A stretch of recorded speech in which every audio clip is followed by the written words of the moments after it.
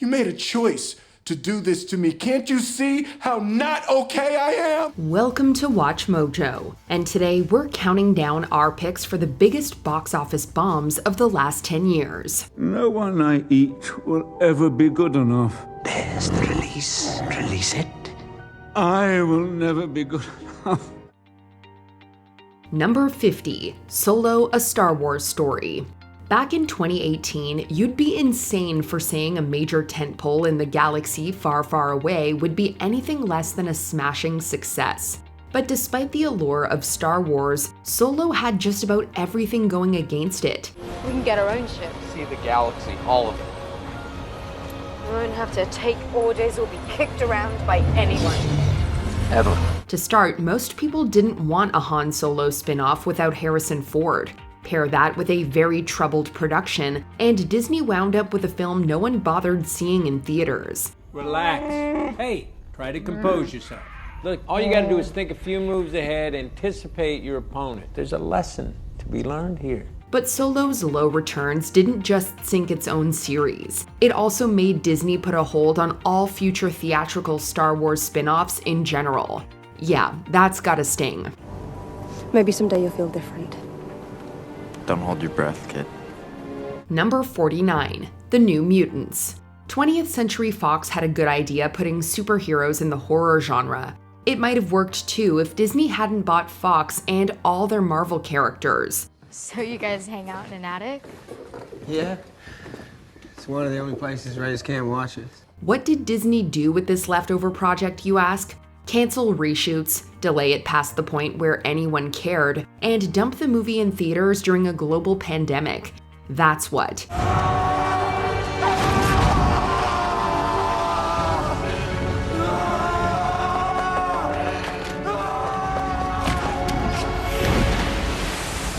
The reviews were bad, but the box office was even worse. Then again, what else did Disney expect? This whole situation reeks of an out with the old, in with the new mentality. It's just a shame that meant throwing the New Mutants out to the wolves. You can do your best to save a patient, but sometimes the most humane thing to do is put it to sleep. Number 48, Devotion. Say what you will, but this movie has one important thing going for it that most bombs don't: good reviews. Now, if only the marketing could have actually shown that. Life magazine is here. Guess the Pentagon wanted something positive for the folks back home, help them swallow the pill of another potential war. Unfortunately, the goofy poster and over-the-top trailers only succeeded in making it look like a straight-to-DVD ripoff of Top Gun Maverick. As a result, Devotion didn't command much attention over the crowded Thanksgiving weekend. This is extremely hazardous duty. I am not going to sugarcoat it. Men need help, and they need what only we can give them. The numbers were so bad, in fact, that the 2022 holiday frame became one of the lowest grossing in decades. At the end of its run, this war film cost its distributor nearly $100 million. So any devotion here was clearly misplaced.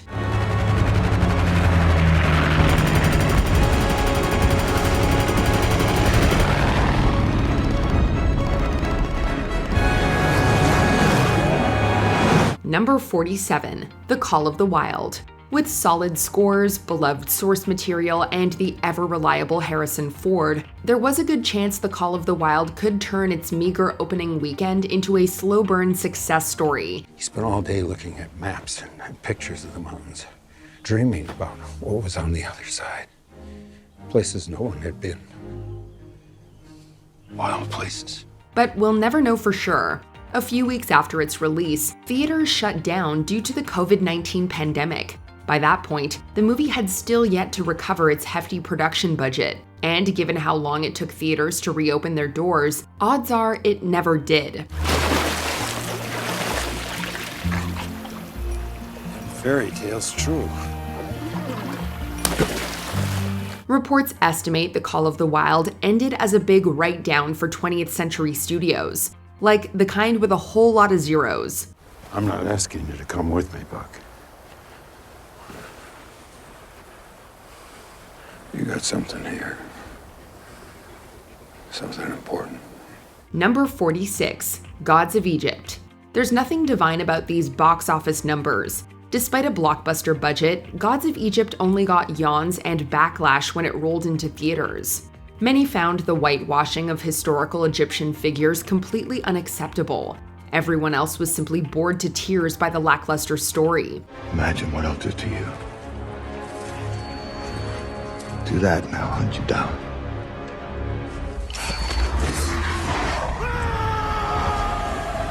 Altogether, that led to pitiful numbers for Gods of Egypt, which had to be disappointing given that the movie cost around $140 million to make. What was the term you used? Thief-proof. Yes, Lord. There is some light at the end of the tunnel, though. The movie allegedly broke even 8 years later after a whole lot of home video releases. Better late than never, right? Of course you don't understand. How could you? Favored son of a favored son!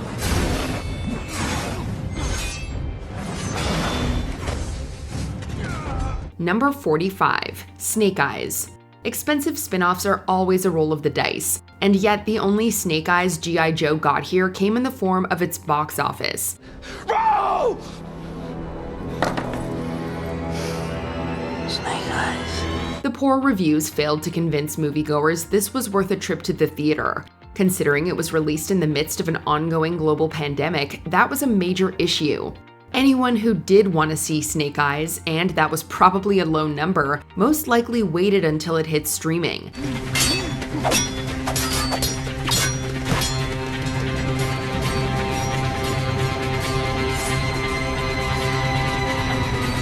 As a result, domestically, Snake Eyes couldn't even recoup a third of its production budget.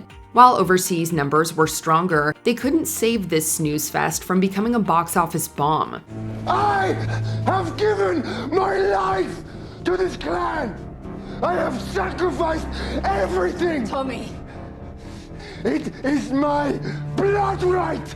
Number 44, Valyrian and the City of a Thousand Planets.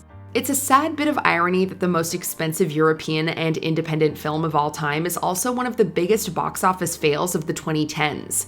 Yeah, we're looking at you, Valyrian. Yeah, there's a time for everything, kid. Don't you have homework to do?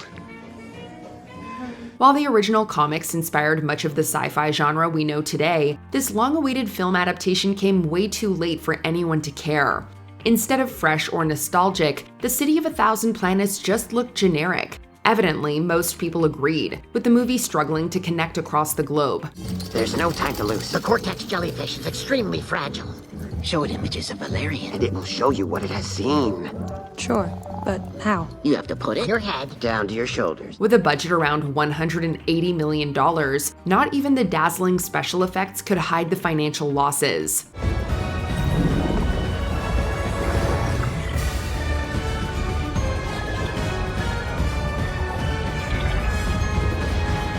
Number 43, Deepwater Horizon. A final tally north of $150 million is pretty darn strong for an adult-skewing biographical drama. The issue is Deepwater Horizon had the budget of a summer tentpole.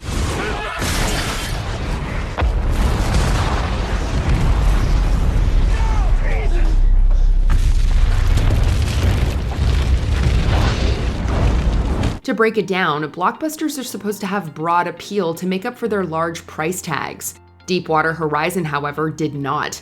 Apparently, almost 70% of its opening weekend audience was over the age of 35. They left satisfied, but it wasn't enough to mobilize other demographics, which doomed Deepwater Horizon to the choppy waters of box office infamy. Our choice right now is to burn or jump. You let go of me. Okay, don't touch me. At the very least, it can dry its tears with its pair of Oscar nominations.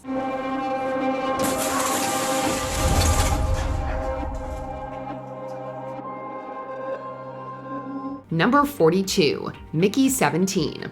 A sci-fi comedy with not just one, not just two, but 17 Robert Pattinsons sells itself. Add in Oscar-winning director Bong Joon-ho, and Mickey 17 should have been the must-see event of the year. It's only gonna get worse from here, Mickey, with a nice fever, too. Truth is, you're exposed to unthinkable levels of radiation right now, which is why we sent you out in the first place. Okay. So what happened? Well, the movie may have been a few degrees too weird for the general public. That wouldn't have been too much of an issue if the reviews were glowing or the budget was kept in check. Sadly, neither of those happened. Well, I wasn't pressing that stupid button. It wasn't Mom's driving either. How many times I gotta tell you? Mickey 17 isn't a bad movie by any stretch, but with a break-even point somewhere around $250 million, it needed a lot more buzz to avoid losing money. Looking good, Mickey. Yes, sir. Okay. You stand there, arm around, please. Great, good. Big smile, Mickey, would you? Big smile. Great. Number 41, Gemini Man. Before the Oscar slap heard round the world, there was a good argument to be made that Will Smith was one of the last true movie stars left in Hollywood. I was the sheep. Take it as a compliment. Now, what if there were two of him? Paramount Pictures probably thought it would double profits, but that only works if the movie is actually good. Gemini Man is not.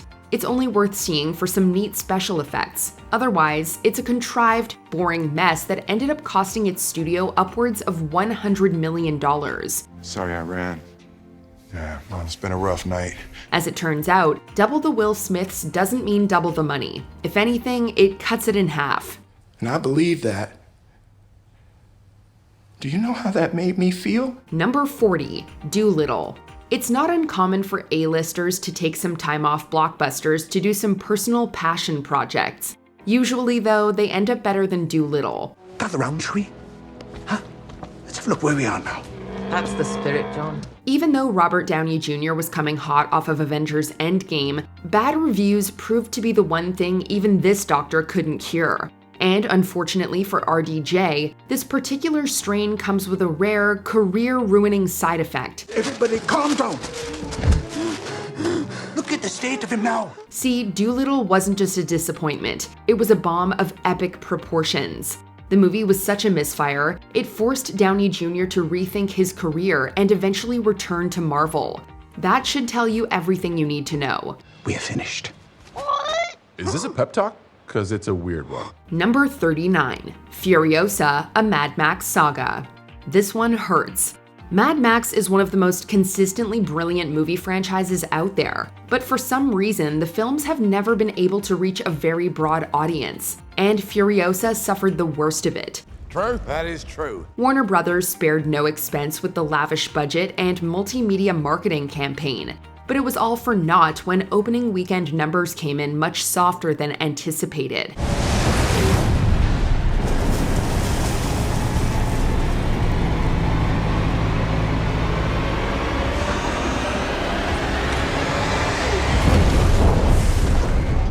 Furiosa failed to hold on to its already low turnout and quickly fizzled into one of the largest fumbles of its year.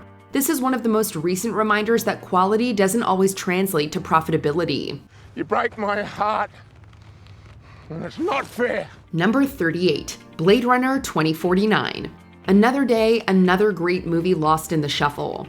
It's especially baffling since, on paper, Blade Runner 2049 had all the makings of a 4-quadrant hit. Before you were under me, you have any memories from before? I have memories, but they're not real. They're just implants. The film boasted outstanding marks, a nostalgic story, and this time they actually got Harrison Ford back too. I'm not here to take you in. Oh, yeah? Then what? I just have some questions.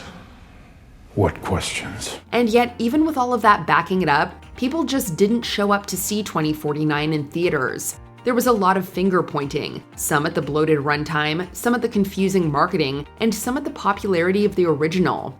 But no matter the reason, the fact of the matter is Blade Runner 2049 lost money, and a lot of it. How's it feel, killing your own kind? I don't retire my own kind because we don't run. Number 37, Transformers: The Last Knight. Soured by horrible reviews and seriously diminishing returns, the novelty of giant robots smashing into each other finally wore off in Transformers: The Last Knight. The imminent destruction of everything we know and love. Yes, it's extremely cool to see Optimus Prime wave around a massive sword. No, that did not make it a good movie. As the fifth installment in a franchise that only seemed to get worse, people were not fooled into seeing The Last Knight. There is only one who can hurt us. I felt her. She must not enter. My army will stop them. It was the first of the live-action series to unequivocally flop at the box office. And really, that's putting it nicely. With how many special effects these movies have, the poor grosses are more like a cataclysmic disaster. You did good, bro. Real good. Number 36, The Flash. You've got to feel at least a little bad for Warner Brothers here. The DCEU was already on its last legs long before The Flash tripped at the starting line. But to make matters worse, the marketing campaign was marred with scandal after scandal involving lead Ezra Miller. Oh, I know sex exists, I've just never experienced it. Suddenly, the movie wasn't just the last lap of a dying universe, it was a full-on media circus. So, surprising absolutely no one, The Flash ran out of box office steam fast, with the end result allegedly costing Warner Brothers as much as $200 million. Okay, I know, but I don't need to know. Sorry, can we move on? Mm-hmm. Even with super speed, no one's outrunning a bomb like that.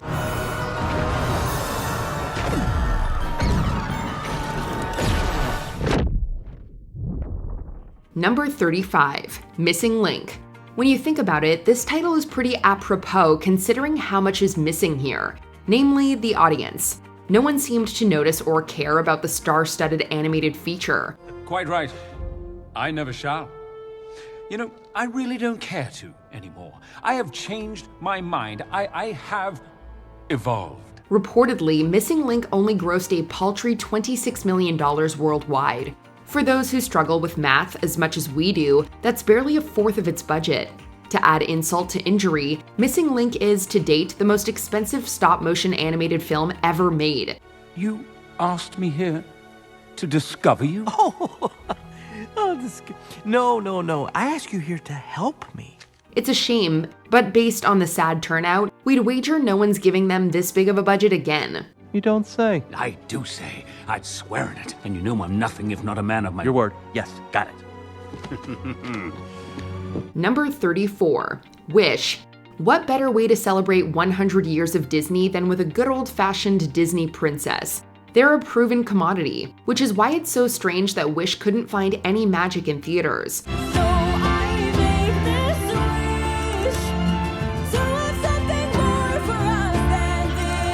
Blame politics, blame Disney Plus, blame the reviews, whatever. Either way, there's no Wish Upon a Star coming to save Disney's $200 million investment. It's not every day you see domestic moviegoers outright reject a movie, especially one with such an esteemed legacy behind it. How's the whole taking your wish into your own hands working out for you? Oh, wait. To be fair, Wish did find a decent audience on streaming, but for Disney's wallet, it came as too little too late.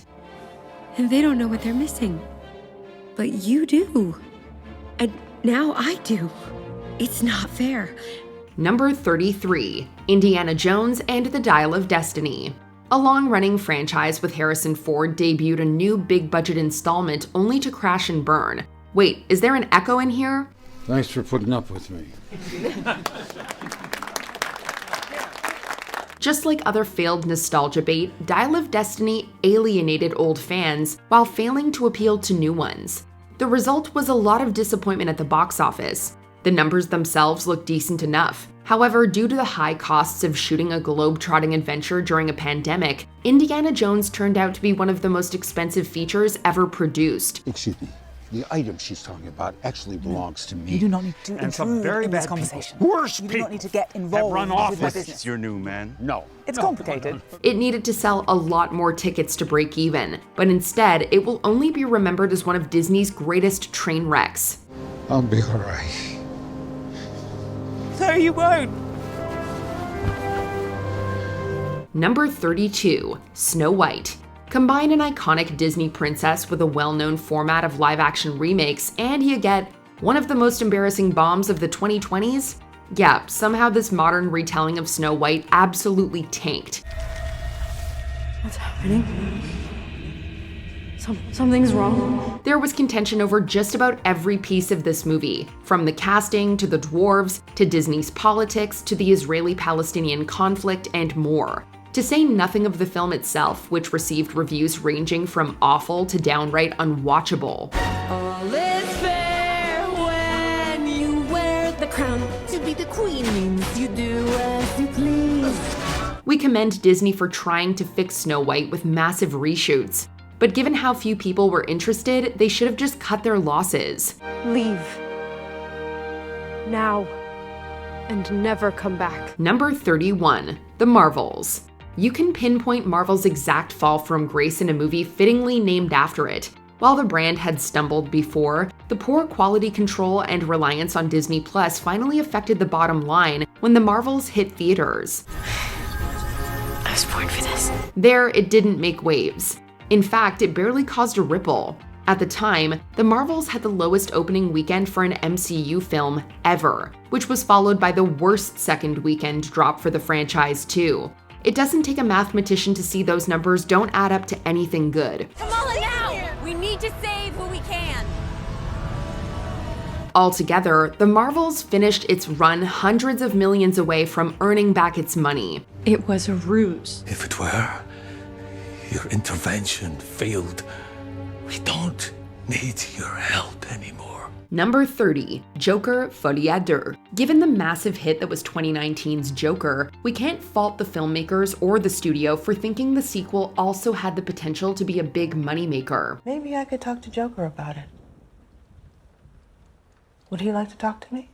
But it wasn't. In fact, the film grossed just north of its estimated production budget of $200 million, not counting marketing. Projections have the studio losing anywhere from $125 to $200 million when all is said and done. Folie à Deux translates to madness of two, as in a shared delusional disorder. And it would appear that those who thought a dark Joker jukebox musical was a good idea all shared in a delusion until reality came and shone a big bright light on it. You don't know what it's like.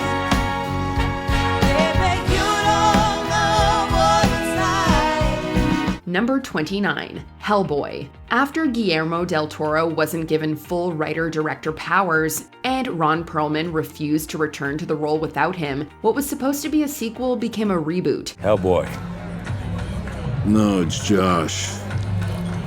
People confuse us all the time. Come on, we gotta go.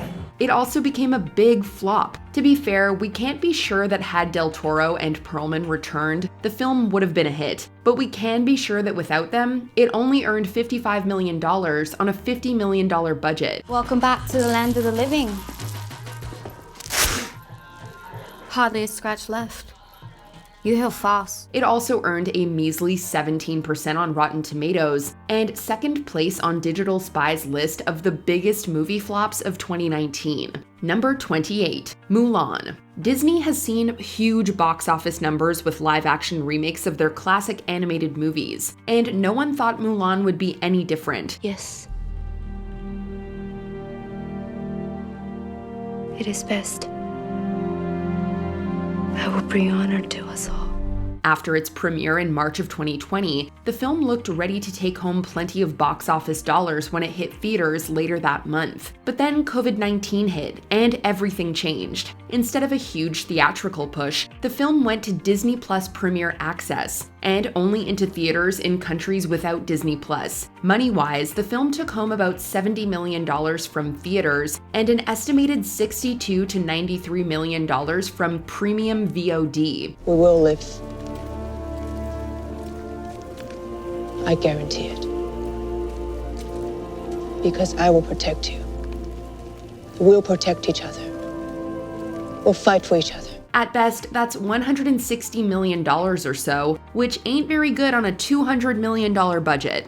Number 27, The Goldfinch. When Warner Brothers bought the rights to Donna Tartt's Pulitzer Prize-winning novel in 2014, they probably thought they had a hit on their hands, or at least an emotional and thought-provoking drama that would bring with it a few Oscar nominations. Are you absolutely sure you want to do that? Do what? Your rook is in danger, but I would suggest you take a look at your queen. Well, if that's what they thought, boy were they wrong. Not only did the movie receive a critical lashing, but audiences weren't interested either. The film took home a paltry $10 million at the box office. Estimated losses for the studio came in at around $50 million. We're so accustomed to disguise ourselves to others that in the end, we become disguised to ourselves. And the cherry on top, Tart hated the movie so much she fired her agent and said she would never sell the rights to anything she wrote in the future. Number 26, Haunted Mansion. 2023's Haunted Mansion was the second time Disney had made a film based on their similarly named theme park attraction. Sounds like you're trying to see the unseen. That's exactly what I'm doing. You said it in a much better way.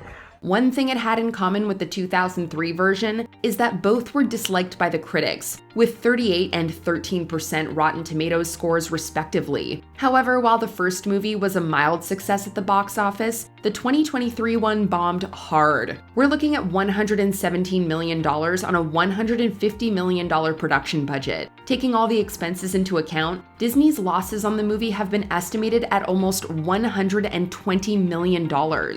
Now, that's scary. Number 25, Wonder Woman 1984. Following the unbelievable success of 2017's Wonder Woman, the prospects looked great for the sequel to be another massive hit. But it wasn't, or at least not in the same way, and that was because of COVID. We won't be doing that today. Wonder Woman 1984 was another cinematic victim of the pandemic. The film delayed its opening multiple times before finally dropping in December of 2020. However, with so many theaters shut down, the film didn't come close to the numbers of the first film, regardless of the lesser reviews. In the end, it took in $170 million on a budget of $200 million. What did you do? It did, however, also release on HBO Max at the same time and was the most streamed movie of 2020. Number 24, Robin Hood. The Robin Hood story has been made into a movie many times over the years, but it seems like Mr. Hood has been trending down over the last 3 decades. We've got unfinished business. No business. You tried to kill me. I stowed away for 3 months on your ship. I could have killed you then if I wanted to. Not why I'm here. You see, Kevin Costner's Robin Hood, Prince of Thieves made $390 million in 1991. Then in 2010, Russell Crowe's Robin Hood made $321 million. 8 years later, Taron Egerton took on the Robin Hood role and brought in just $86 million on a $100 million budget. Taking all expenses into account, 2018's Robin Hood is estimated to have lost the studio somewhere around $83 million. Well, I hope now that you're back, I get to see a lot more of you. As much as you'll allow, sir. I hope to earn your favor. There's gotta be a take from the rich joke there somewhere, right? Number 23, A Wrinkle in Time. Following the success of 2014's Selma, director Ava DuVernay was a hot commodity in Hollywood. The talented filmmaker used that new clout to get her hands on $100+ million to make A Wrinkle in Time in 2018. You need to get up, and get something. How will you make it if you never even try? Based on a beloved sci-fi fantasy novel, and with big stars like Oprah Winfrey and Reese Witherspoon on board, a lot was expected from this one. You should talk to them. Everyone knows that flowers are the best gossipers in the entire universe. You should show them a picture of your father and ask them if they've seen him. How are we gonna understand each other? At least try. Unfortunately, what they got was a not-so-great 42% Rotten Tomatoes score, a box office haul of just $133 million, and estimated losses in the staggering $130 million range. Number 22, King Arthur, Legend of the Sword. Guy Ritchie's King Arthur, Legend of the Sword was supposed to be the first in a planned 6-film franchise.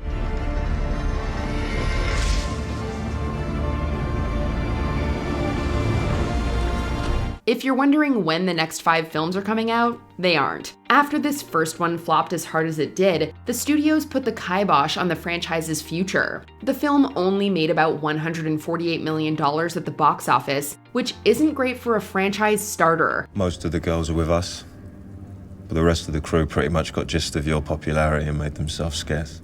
But it's even worse when they spend $175 million to make it, and even more to market it. In the end, the studios were looking down the barrel of $150 million in losses. Number 21, Shazam! Fury of the Gods. 2019's Shazam probably surprised a lot of people with its 90% Rotten Tomatoes score and $367 million box office. What wasn't a surprise, though, was that Warner Brothers started planning a sequel the instant the film became a hit. Circle up, fam!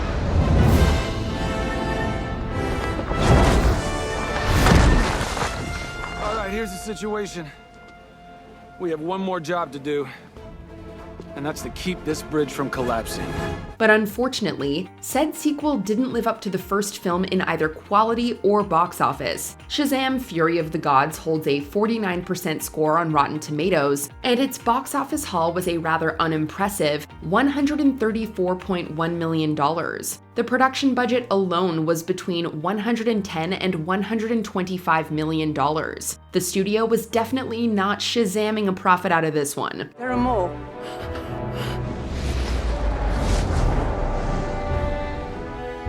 Perfect. We take them all. No, it's not why we're here. Number 20, Black Adam. There's no one on this planet that can stop me. I can call in a favor and send people who aren't from this planet. Send them all. Just because you have one of the biggest stars in the world playing a DC superhero doesn't guarantee a billion-dollar hit. Black Adam fell just below grossing $400 million, which would have been solid for a film that cost $100 million. However, Black Adam was originally budgeted at $190 million, which skyrocketed to $260 million after reshoots. Taking its marketing into consideration, numerous outlets deemed the film a flop. Star Dwayne Johnson argued otherwise, although the figures he pointed to were called into question. Even if there is a road to profitability, Black Adam was far from the game changer that was supposed to reinvigorate the DCEU. Despite Johnson's initial claims that Black Adam will absolutely fight Superman, James Gunn seems to have other plans. It's been a while since anyone's made the world this nervous.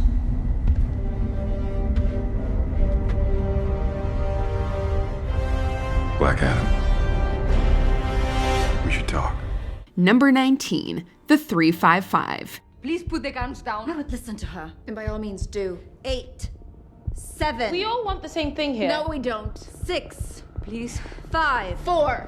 3. 2. 1. We're not going to act like COVID hasn't factored into more than a few recent flops.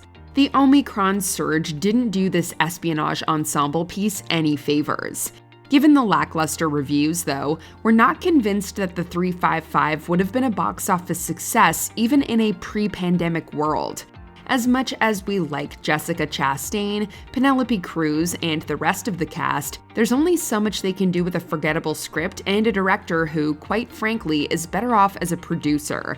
Thanks for everything you taught me, Nick. A girl really does need a guy to explain it all to her. But I'll take it from here. Nevertheless, Universal was confident enough in the picture to pay $20 million out of Cannes. The 355 made about $7.8 million more than its distribution rights, with the budget falling between $40 and $75 million. Number 18, Amsterdam.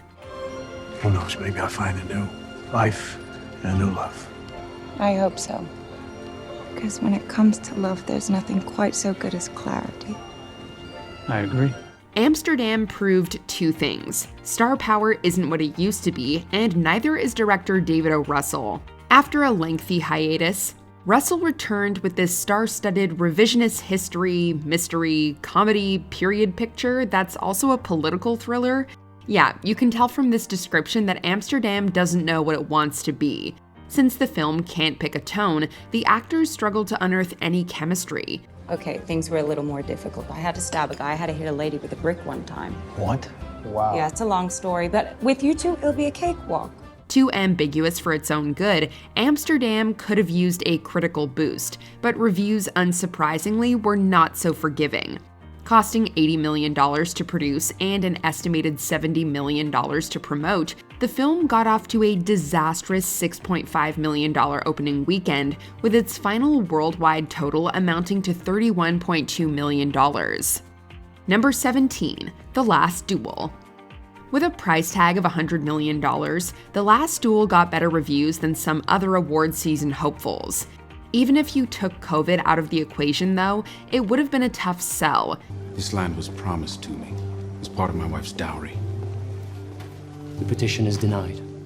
In addition to the uncomfortable subject matter, the film clocks in at 2.5 hours, limiting the number of potential showings and alienating those turned off by long run times. With older demographics still hesitant about returning to theaters, Ridley Scott's latest historical epic opened with $10.9 million, ultimately grossing about 3 times that amount. Lord, I become your man. I swear I shall serve you for life. Scott pinned the blame on millennials who, quote, do not ever want to be taught anything unless you are told it on the cell phone. We'd love to see Scott's TikTok remake that appeals to the younger crowd. Number 16, Westside Story. Unlike The Last Duel, Westside Story at least managed to win over Academy voters. Tonight, the world is wild and bright, going mad, shooting sparks into space. In terms of box office, however, the pandemic's effects were once again felt. By December 2021, audiences were starting to return to theaters, although most of them were flocking to see Spider-Man: No Way Home. West Side Story could have provided an alternative for the older crowd, although that demographic was still steering clear of theaters with Omicron on the rise. How do you fire it? There's police! How many bullets are left? Enough for you!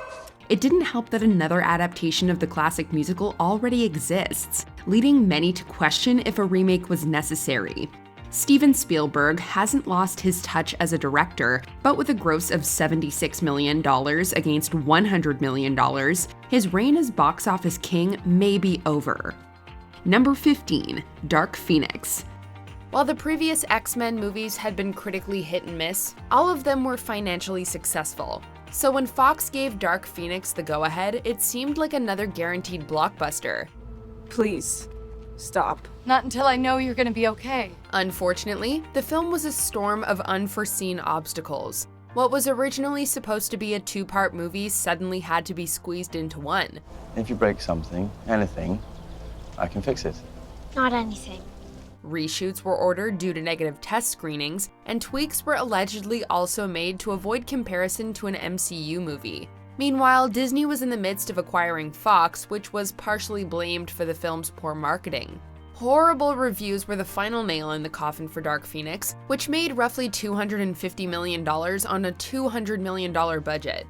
Reportedly, it lost $100 million in total, until New Mutants came along and made just $49 million at the box office. It was the lowest grossing X-Men movie.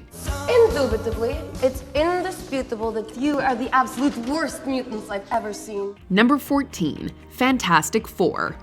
A couple years before Disney came along with $71 billion to burn, Fox made a last-ditch effort to prove that they could make a watchable Fantastic Four movie. I need you to manually override the re-entry, okay? Okay, I got it.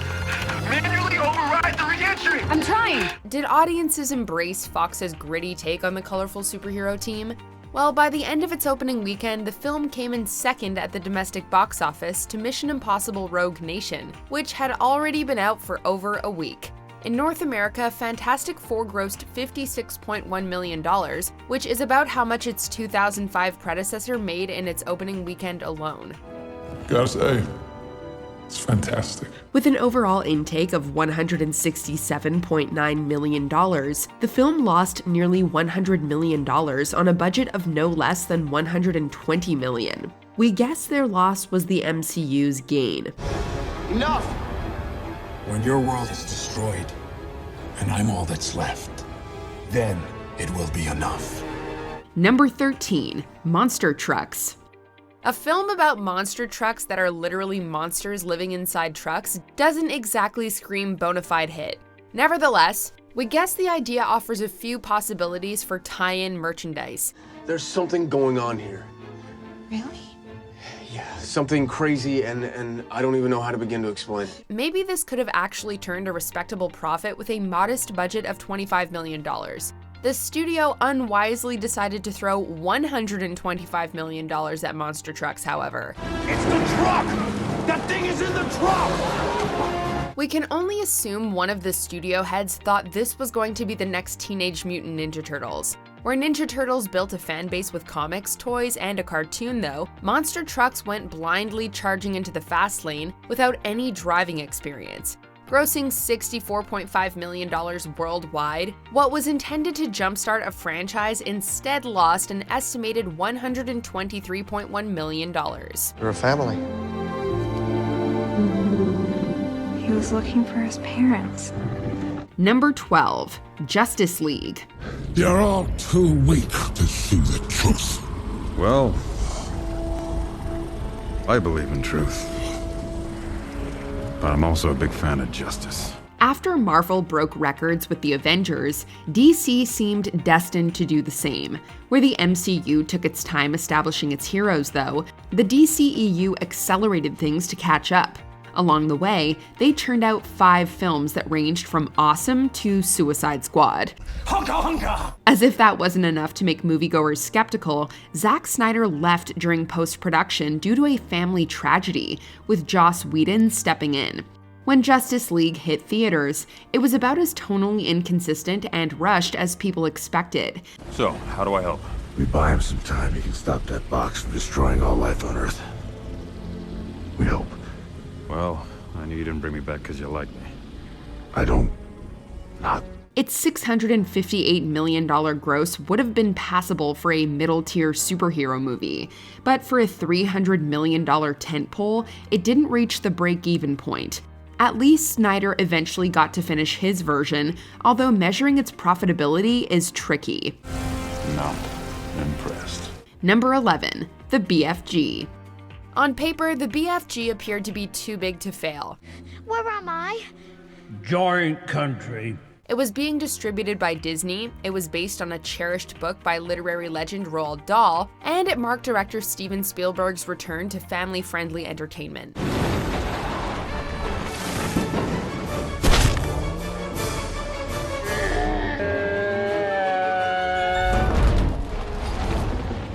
Unlike some of the other films on this list, the BFG also had mostly positive reviews on its side. For whatever reason though, more people wanted to see The Purge election year and The Legend of Tarzan over the 4th of July weekend. Won't be like that. We'll stop the giants, we'll make them go away forever. Making just over $55 million in North America and $183.3 million in total, the BFG had much smaller returns than expected. Like Willy Wonka, BFG could become a cult classic someday, but it likely won't recoup its $140 million budget anytime soon. There's only one word for that, Magister. Scrum-diddly-umptious. Number 10, Chaos Walking. So you're not from Earth? Took 64 years to get from Earth to here. I mean, you don't look 64 years old. Yellow hair, pretty. Really pretty. Please ignore that. People like Spider-Man, people like Star Wars. We think they still like dystopian YA adaptations. Let's throw them all together and let the money flow in. If only the formula for success was that simple.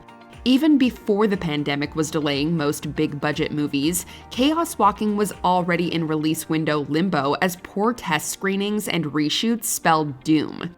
When Chaos Walking was finally released in February 2021, 4 years after principal photography started, it felt like the film had been sent adrift on an ice floe. My whole life you lied to me. We thought we could protect you. That's not protecting me, that's lying to me. I'm sorry. Let me protect you now. Nobody expected it to survive the cold critical reception. With an intake of $27.1 million against at least $100 million, the studio could only take solace in one thing: the almighty write-down. Number 9. Terminator Dark Fate. Sarah Connor.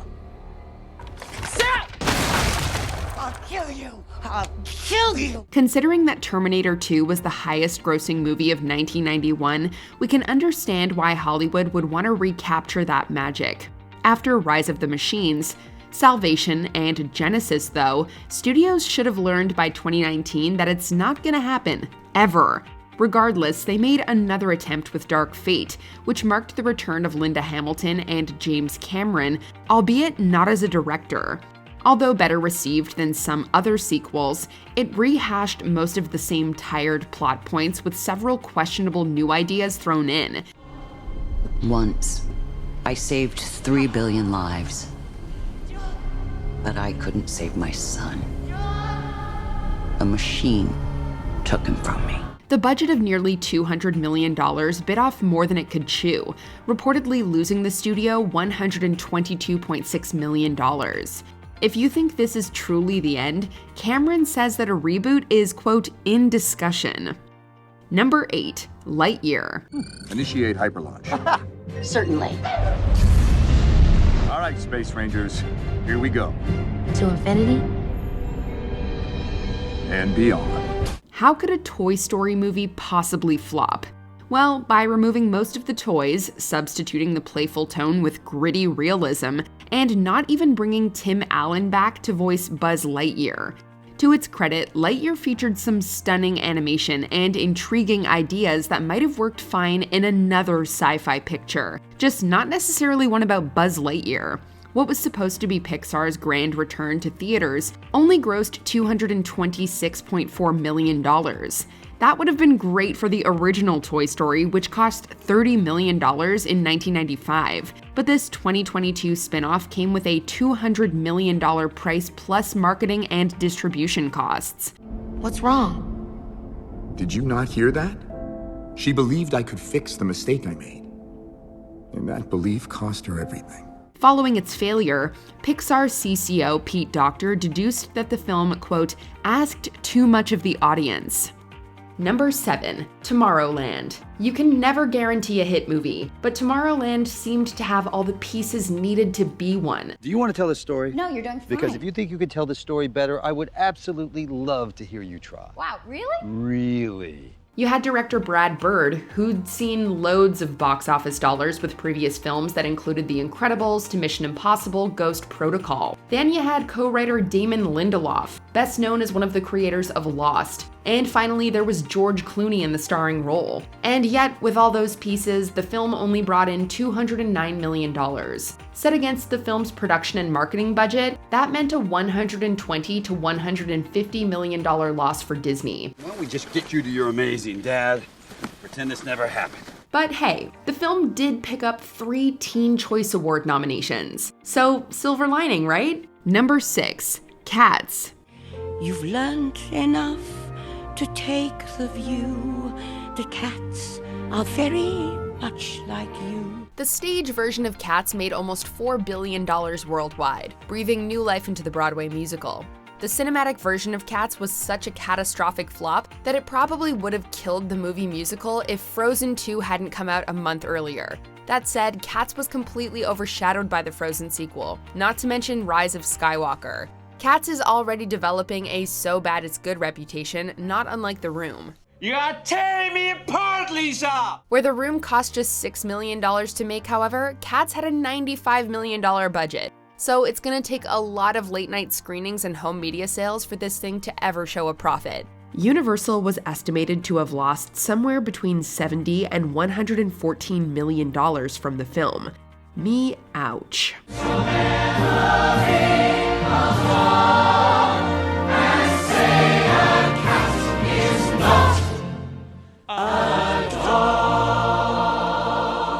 Number 5. Moonfall. To find out if you're ready. Ready for what? We need a human to lure the swarm away from the core so the moon will return to its orbit. We need you, Brian, to join the fight. After Sun to Leslie, Roland Emmerich's Moonfall, what do they all have in common? They're all technically independent movies. Before you say anything, yes, Moonfall cost a lot more than the aforementioned indies, with its budget ranging from $138 million to $146 million. However, rather than go the traditional funding route for a disaster picture of this magnitude, Emmerich independently financed Moonfall with help from backers like Lionsgate and Wye Brothers.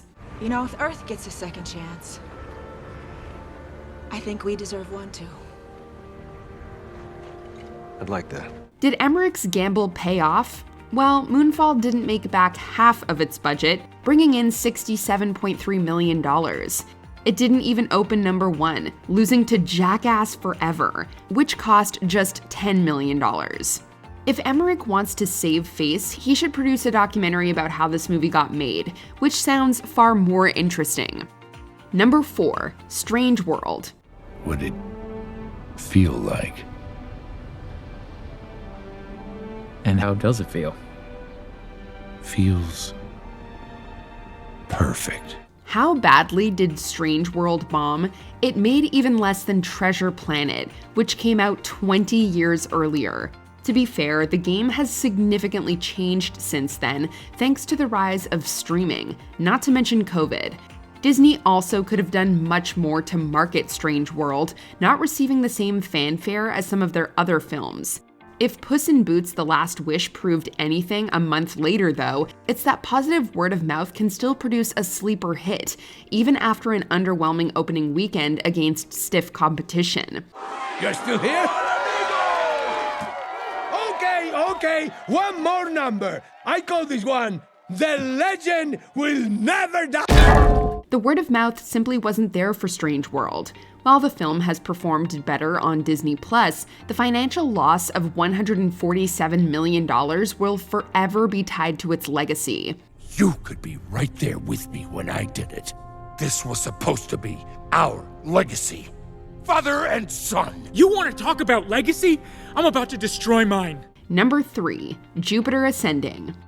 Walking out of Jupiter Ascending, audiences asked the same question. Somebody paid $176 million to $210 million for this? You begged me to do it! I am not your damn mother. The high investment makes more sense given the involvement of the Wachowskis, the visionaries behind The Matrix. Of course, that revelation comes with another question. The people who brought us The Matrix made this?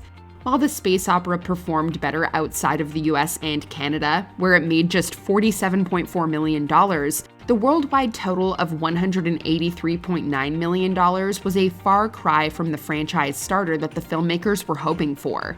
We'd like to give the film credit for originality, but the characters, plot, and visuals all feel recycled from superior sci-fi stories. And I wouldn't blame them either. Besides, I'm still trying to understand exactly what it means to myself. Or maybe it just means that Your Majesty's planet has a different future than the one that was planned for. And yet, few modern films are more uniquely bad. Number 2, Pan. Speaking of redundant ideas, Pan feels like a Warner Brothers executive said, "We need something to fill the Harry Potter void, and Disney hasn't done a live-action Peter Pan remake yet. Let's strike while the iron is lukewarm at best." Now kneel. I said kneel! I am the son of a warrior and a prince. I will never bow to you. Pan abides by the mentality that if something is familiar, audiences will show up in droves. While Hollywood sometimes gets lucky with this philosophy, it wasn't the case for Pan. The studio sank $150 million into the production budget alone, with at least another $100 million going into its marketing. With the break-even point being in the $500 million range, Pan finished with an abysmal $128 million. Peter Pan may be timeless, but this movie epitomized several tropes that became dated years earlier. You've seen what Blackbeard has done to Neverland already. He'll reduce the rest of it to nothing but mine pits if we don't stop him. Has anybody ever told you you have really beautiful eyes? Before we continue, be sure to subscribe to our channel and ring the bell to get notified about our latest videos. You have the option to be notified for occasional videos or all of them. If you're on your phone, make sure you go into your settings and switch on notifications. Number 1, Mortal Engines. With a production budget somewhere between $100 and $150 million, Mortal Engines was a risky venture for Universal. Give me everything you have! When Peter Jackson is attached as a screenwriter and producer, though, a risk can start to seem like a sure thing. I've heard that before. I just need a little more time. Always so sure of yourself. Plus, the film was based on a beloved YA novel by Philip Reeve, inviting plenty of franchise potential. The studio knew it was in big trouble when Mortal Engines only brought in $7.5 million over its opening weekend. Your heart is broken. I will take away the pain. Things went downhill from there as the film plummeted 77% during its second weekend.